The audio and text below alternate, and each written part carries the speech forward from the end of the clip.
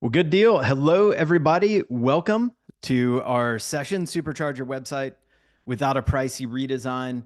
It is now 1 o'clock. I imagine we're going to have a number of folks filtering in as they transition from one meeting to the next. But we've got a lot of great content to dive into, and I really want to do my best to try and start on time and end on time. So we're going to get rolling, and folks can certainly jump in as they join. So thank you so much for taking time out of your day to be here.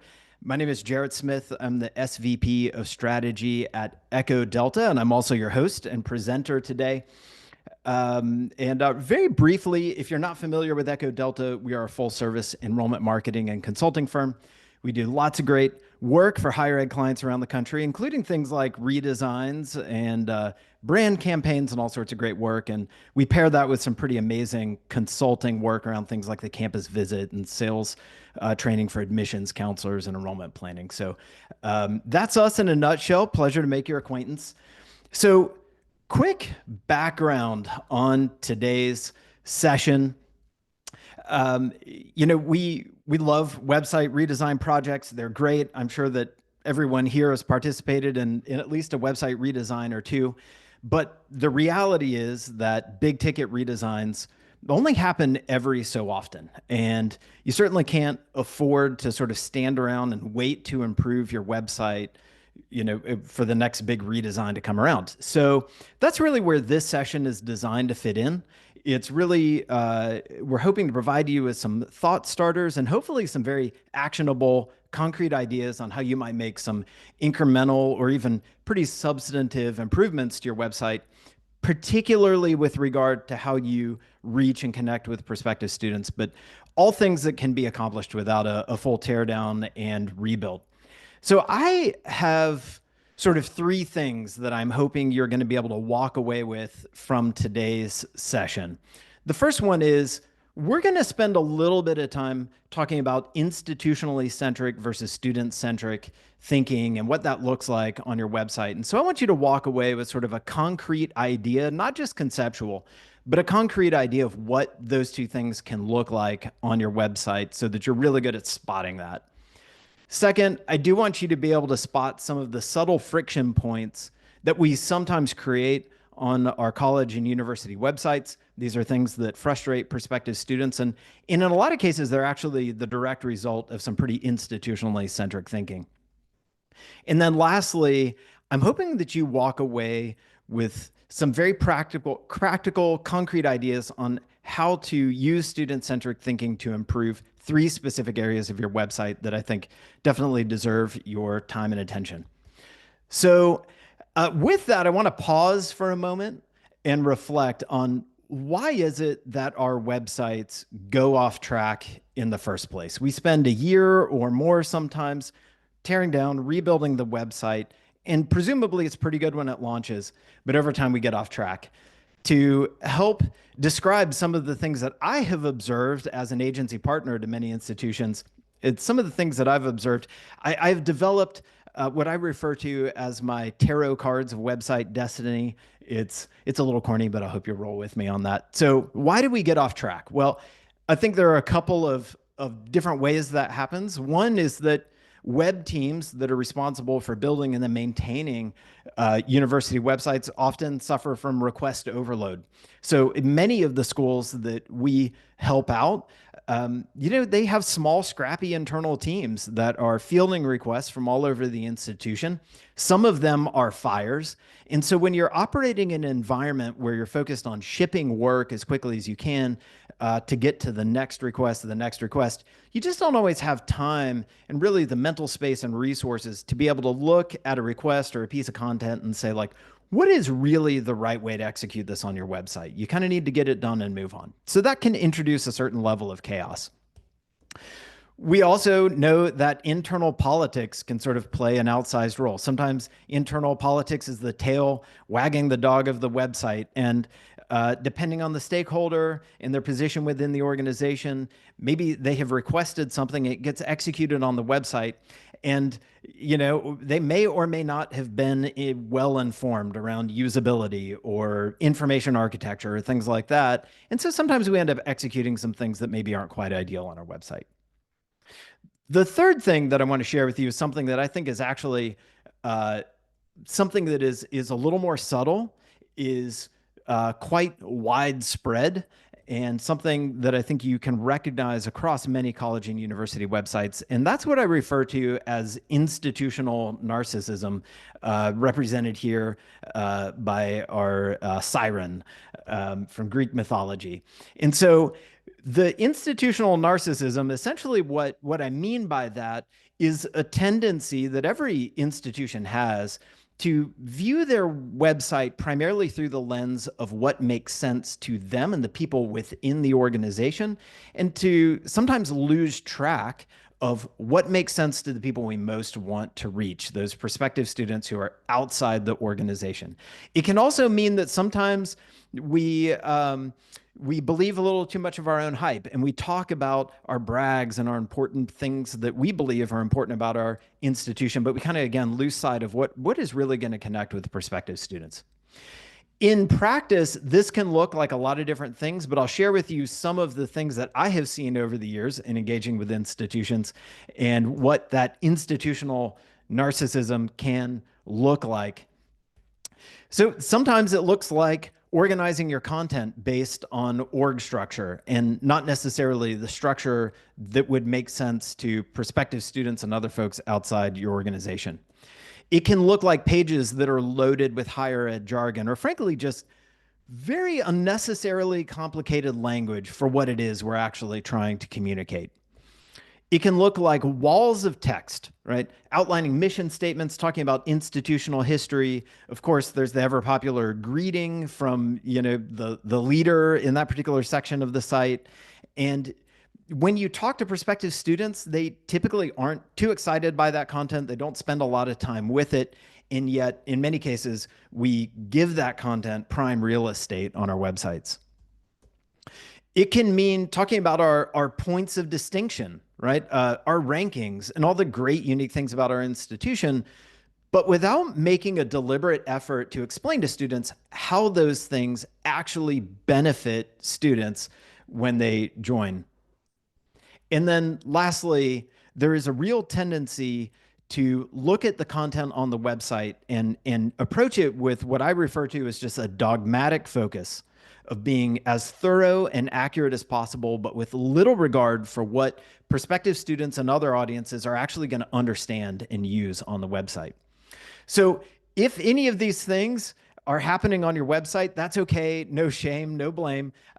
They are all fixable, and they are all fixable without a full redesign of your website. So my challenge to everyone on the call today is to say, hey, let's make our websites more student-centric, less institutionally centric. And I'm going to show you some great ways to do that. In concrete, tangible terms, what I mean when I say student-centric is a couple of things. First, I think a great student-centric website is going to bend over backwards to prioritize students' needs. When we're talking about prospective students, we know that they arrive on the website and they have a pretty predictable set of questions that they are going to be asking. So a student-centric website optimized for prospective students is really going to go to great lengths to try and answer those questions as best as possible within the context of a website. I also think that student centricity means demystifying higher education. So you, me, everyone on this call, we're all higher ed insiders. We know the lingo, we know the org structure, we know the processes, right? We can tell you what the bursar is, right? But many of the students arriving on our websites, they don't know these things. They're not really terribly familiar with it. So it's on us to craft content and experiences on our website that meet students where they are and not simply just satisfy an administrator who's serving as the subject matter expert for that particular section of our site.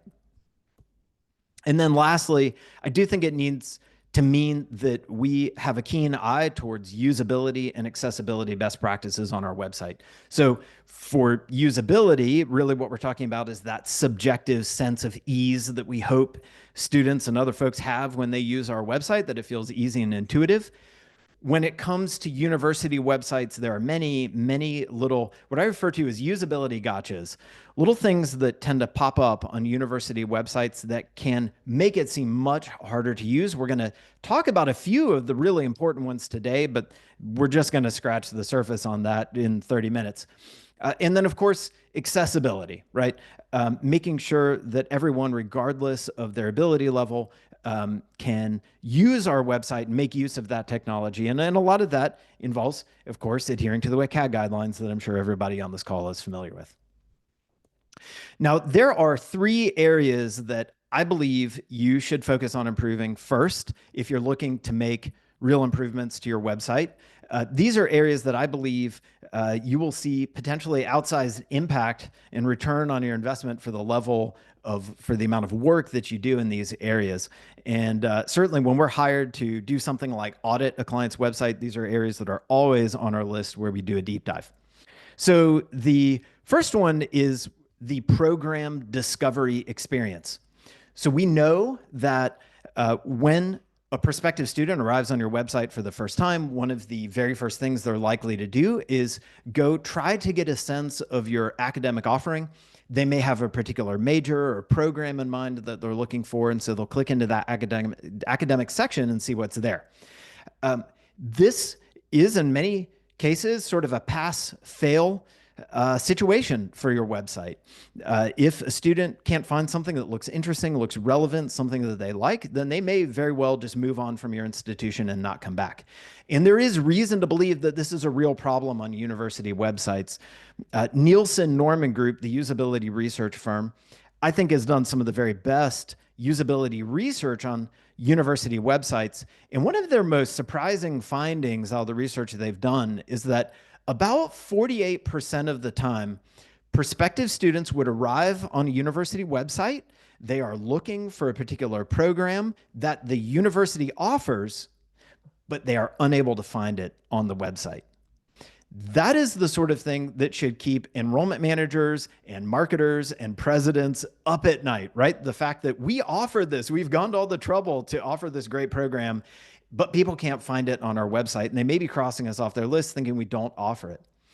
Why does that happen? Well, I think in a lot of cases it happens because of institutionally centric thinking, a little bit of that institutional narcissism creeping in that I talked about. For instance, sometimes we force students to select a program level before they can see degrees. So this is a screenshot of a college website, great school. They're going to remain, the guilty will remain unnamed in this presentation.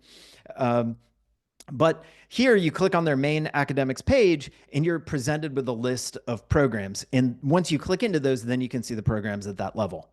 Now, that is clearly designed from the perspective of someone inside the organization. They know what a baccalaureate degree is. They know what an advanced technical certificate is, right? But if we put ourselves in the shoes of the average student, maybe even a first-gen student who lands on this page, could they tell you the difference between an AA and an AS? Could they tell you whether or not there's a difference between a baccalaureate degree and a bachelor's degree? I'm guessing not. Right? So this creates instantly a lot of friction, a lot of uncertainty that you're kind of unnecessarily forcing that student to undergo just to see your programs. Next door neighbors to that is sort of forcing students to navigate your organizational structure in order to see your programs. So again, another school that will remain unnamed, great school, but when you click on their top level academics section, it takes you to a page where you see this right up near the top, and it says, take a look at our schools. So now if I have a program in mind, basically I have to guess which college or school that belongs in, and that may or may not be straightforward depending on what I have in mind. The real sort of problem with this one, aside from this, is that once you click into a college or school, you're then presented with a list of departments. And then you have to guess again to see if your program is in there. And then eventually you do get to a list of undergraduate degrees. Here's a screenshot of they offer something in criminal justice, psychology, sociology. They also offer some graduate programs, but you're not going to see those until you click in. And they also offer some minors that we're not going to show you until you click in. So you see how much labor this creates and how much room for missing something.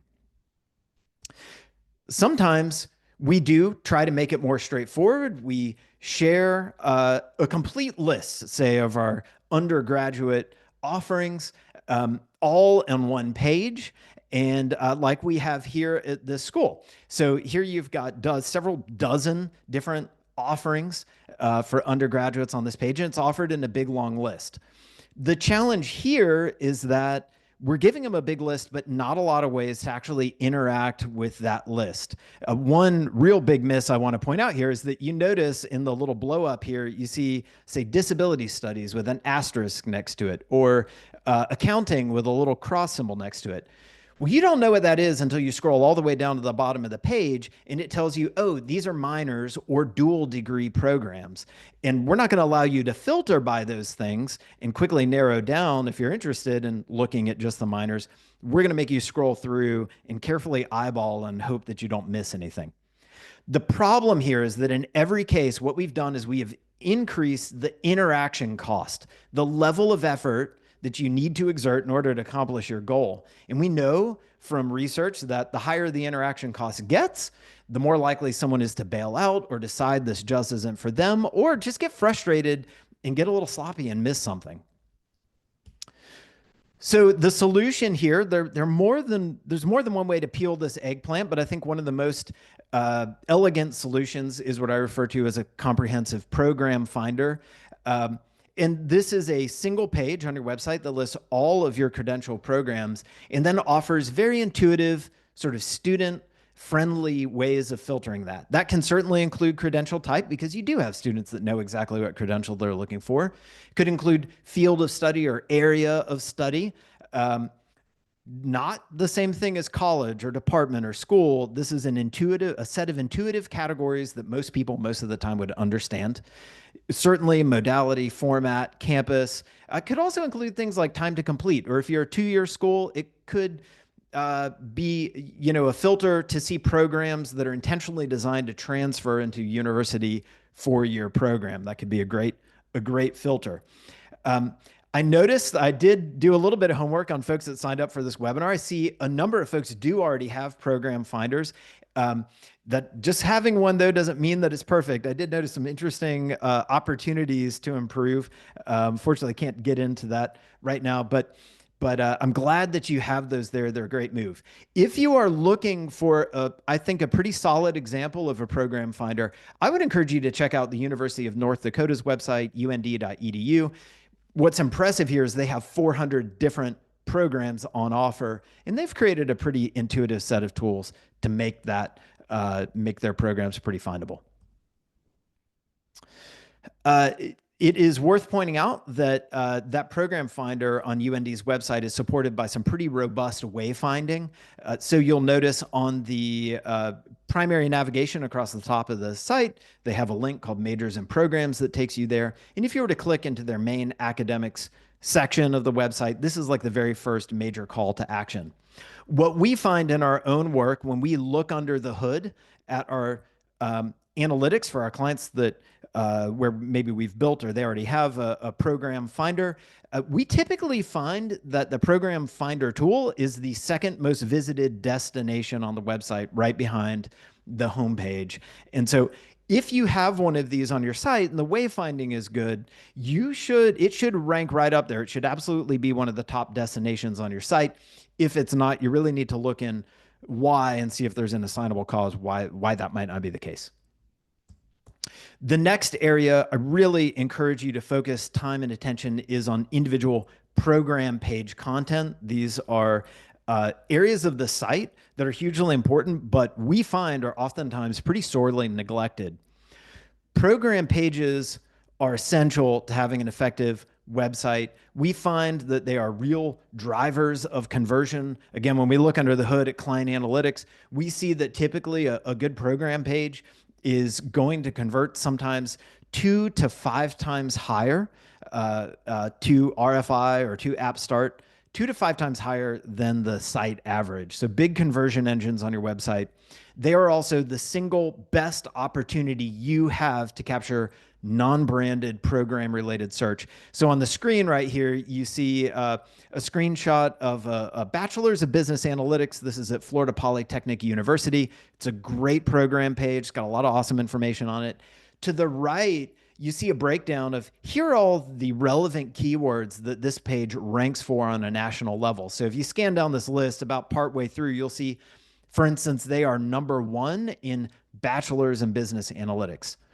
This is very helpful to them and very important for their organization because we know that just shy of half of all high school seniors are going into search engines and they are searching for a specific major or a specific academic program in a way that is not attached to a particular brand name because they want to cast a wide net and see what else is out there. This is how you get in front of them, high quality program pages, but you're only going to have a chance to compete in search if you've really got a high quality page that's out there. So I think intuitively we can, understand what a good program page might look like, what a maybe less good, a page that has more opportunities for improvement might look like. But I want to just quickly sort of compare 2 pages for you. This is an actual program page from a really great university. And this is their bachelor's in economics, right? And here, right up at the top, this is actually, believe it or not, the bulk of the content that's on the website. It's got a little program overview. It has some pretty vanilla copy there, right? It talks about how economics can prepare you for industry or government and how you can choose from different concentrations. And then under program highlights, really all they have is some job titles, basically. And then it links you to the required courses. So heading off to the course catalog. You can compare a page like this, which is very thin, to a page like this, also for a bachelor's in economics. Now, I'm not going to read you this whole thing because it's quite a lot, but I'll tell you this program overview is excellent. It talks about some of the big questions that you will be able to answer by studying economics and some of the great things that you're going to be able to learn. It's got excellent program highlights. It talks about their honor society, their economics learning center, internship opportunities. It has a lot of good information about working in economics and gives you a little snapshot of the faculty. So creating a page like that is a lot more work than the first one that I showed you, but we can step back and we can look at this and we could ask, if I was a student comparing both of these programs, which one is going to inspire me with more confidence? Which program feels more special, more unique? Which one is going to rank higher in search engines? And overall, which one seems like it is conveying the greatest sense of value to that prospective student? I hope you'll agree with me on all counts. It's the second page. So in order to get there, we have to sort of tick a number of different boxes. When we engage with clients, we have a whole bunch of documentation around this that we share, but we've worked up sort of a basic anatomy of a program page. What I'm going to share with you is just what I would consider the minimum viable product for an undergraduate sort of traditional FTIC program page. There's a lot more we can do here, but these are the basics. If you just want to have a solid page and sort of meet what I would consider to be sort of that minimum standard. So the very first thing, you might chuckle, but I promise you this is shockingly not on many pages or not well done on many pages, the program name and the credential level. You need to have the full program name and its credential level unmistakably obvious at the top of the page. That is extremely helpful for your users who are, actually using the website, but it also is important for your paid media and for your search engine optimization efforts. Secondly, I really strongly encourage you to invest in a very strong program overview. Please don't just go to GPT and see whatever it coughs out. You really need to take some time to really write these. And I think when we're talking undergraduate traditional FTICs, we need to be not just selling, hey, here's the things you're going to learn. Here's kind of what you're going to get to do in our program. We need to be also inspiring them around Why would you study this topic in the first place? What are those big questions you're going to get to answer? Why is this significant to society? And I would really urge everyone on the call to use language that you would definitely not use in your course catalog. Don't just talk about what they'll learn, talk about what they will experience, talk about who they will become as a result of participating in this program. Your goal is to absolutely convey factual information, but also to inspire and motivate. And ideally, to have a program overview that hits, I would say, at least 75 to 100 really high quality words. This is going to be worth it. Right below that, I would say, like, in terms of importance, just right below that is your program highlights section. You don't literally have to call it program highlights, although sometimes we do. But really what you're trying to pull out here are 2 or 3 unique facets of your program. And essentially, these are things that help explain to a student, why would you study this here and not enroll in a similar looking program at the college down the street? It could be an amazing facility that you have. It could be research and internship opportunities and partnerships. It could just be some incredible outcomes that you have as a result of participating in this program. It could even be faculty accomplishments. So there's a wide range of things that could appear here. But again, we need to make the case that the program we're offering here is substantively different or better than what is offered at our sort of favorite competitor school. I'm going to skip over program-specific admissions requirements and featured courses. Those things are important and definitely part of that minimum viable product. But I'm just going to skip past those and jump to professional outcomes. We know that this matters to students. They want to know what the long-term benefit is. The professional outcomes section of your page is important. Like program highlights, it can look like a lot of different things. The sort of bare minimum here is, of course, to list some job titles. Everybody does that, and that's okay. List the job titles, but we want to go further whenever possible. Talk about those graduate outcomes. Talk about industry and salary trends. Share that story of that alumni that has a really unique and inspiring career path that has done something great, and really make the case, make a well-rounded full case about why this is going to have a long-term benefit to the student's career. And then lastly, of course, a good, strong call to action or set of call to actions for those students that are interested to know more. So certainly that can be things like apply or RFI. I have seen examples of other schools that do something more interesting. Like in addition to RFI or apply, they offer the option to connect with the current student in the program, which I think is super compelling and interesting for those that aren't ready to apply, aren't quite convinced, but are seriously considering your program. I'm going to touch on this briefly, but hopefully you've already picked up on this. Academic catalogs are not done for you program pages for a variety of reasons. You do not want to use your academic catalog, again, as some sort of done for you program pages. The intent, the audience, the type of content, what you're hoping people accomplish on that is completely different. So I get that the catalog vendors will tell you, hey, we can put an apply now button on your catalog.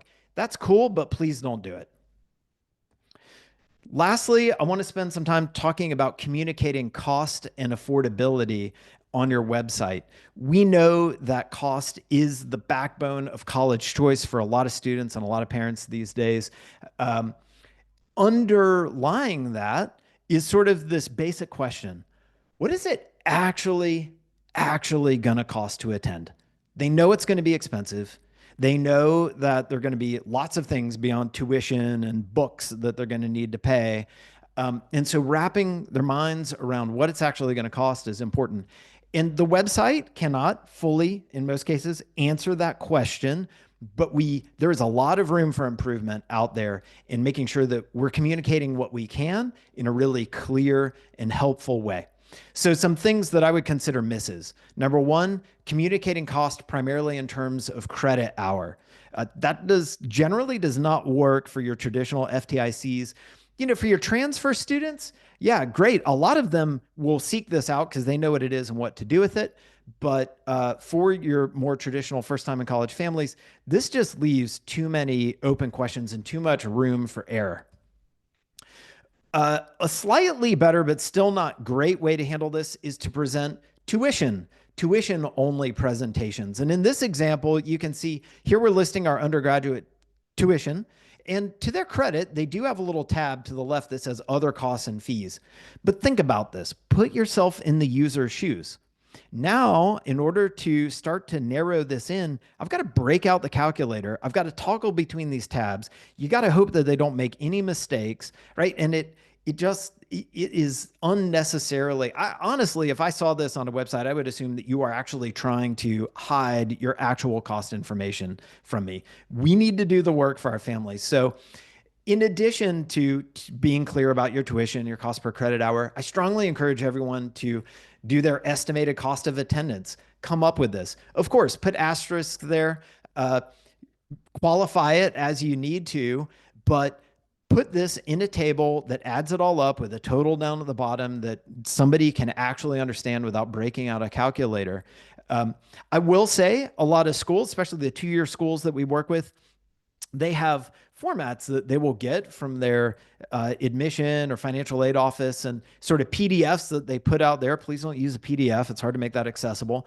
But, and they kind of assume, the web team will kind of assume, well, this is what we get from financial aid. It's what we get from admissions. I guess this is the format it needs to be in. Talk to your counterparts in those offices, because a lot of times they actually do have flexibility about how they're presenting that information. They just haven't been asked to do it. I would also encourage you, when you talk about costs, overall costs, please put a link to your net price calculator right next to that. Because I think if someone is really serious about trying to understand costs, giving them that next step that gives them a greater sense of agency in the process can be really helpful. Lastly, I want to wrap up and just say that I think we need to do more to reduce anxiety around debt. This is something that we have surveyed parents around in years past, and it ranks right up there with rising tuition costs as a major factor. When we go on campus and we talk with admissions counselors all over the country, they will tell you today's students are allergic at the notion of acquiring any sort of debt to pay for college.